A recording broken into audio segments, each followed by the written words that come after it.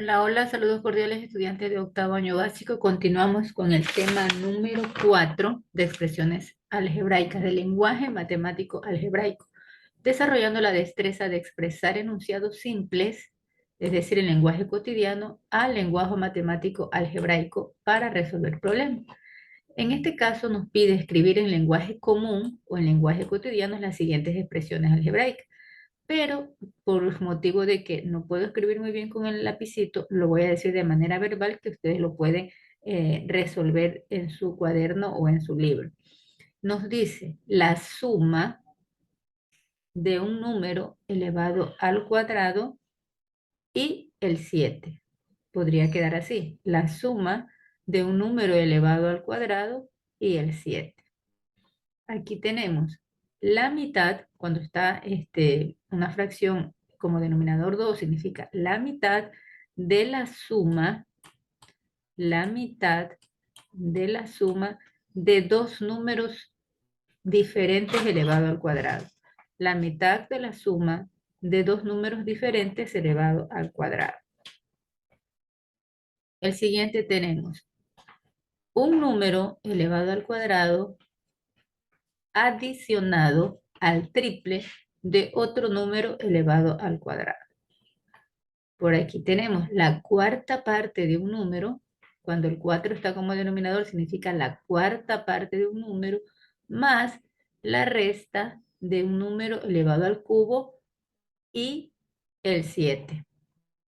El triple de la mitad de dos números elevados al cubo sumados. La mitad, el triple de la mitad de la suma de dos números diferentes elevado al cubo.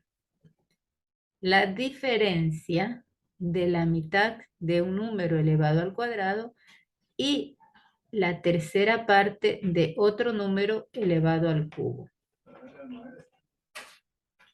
Tenemos también aquí la tercera parte de la diferencia entre un número elevado al cuadrado y otro número elevado al cuadrado.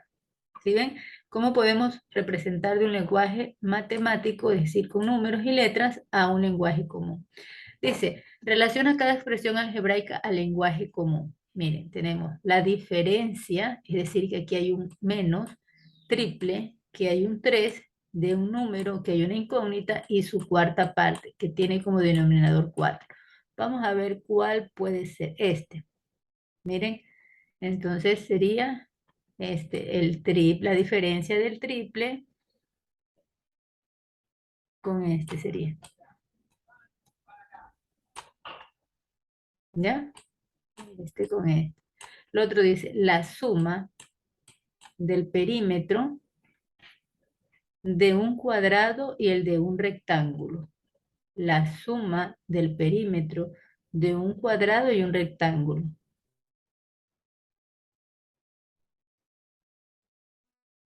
Un cuadrado, aquí está la suma del perímetro de un cuadrado, es decir, 4 veces sumados sus lados, y de un rectángulo, ¿ya? 2 por X y 2 por Y, porque el rectángulo tiene dos lados diferentes.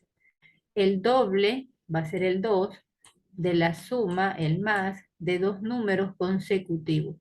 El doble de la suma vendría siendo este, miren. El doble de la suma de X y X más 1, números consecutivos. El doble de un número menos su quinta parte. Miren, está aquí. El doble es el 2, un número es X, menos el signo y quinta parte que tiene que tener como denominador el 5. El cubo de un número más el triple de otro número. Miren, el cubo de un número, cubo es el 3. Ah, no, este no es. Vendría siendo este. El cubo de un número más el triple de otro. Aquí, el cubo de un número, el cubo de un número más el triple del otro. Y este sí, la edad de Luis es el doble es el 2, de la de su hijo más 3 años. Entonces, la edad de Luis, aquí tenemos la L de Luis, es igual al doble de su hijo, que no sabemos cuál es, más 3 años. ¿Sí ven? El lenguaje algebraico que lo podemos pasar de un lenguaje cotidiano a un lenguaje algebraico o al revés. Muchas gracias, espero que le haya ayudado. Tienen que escuchar el video para poder tenerle estas respuestas, porque los dije de manera verbal, porque se me complica un poco escribir con esta pluma aquí palabras muy largas. Muy bien, continuamos con la siguiente clase en otra ocasión.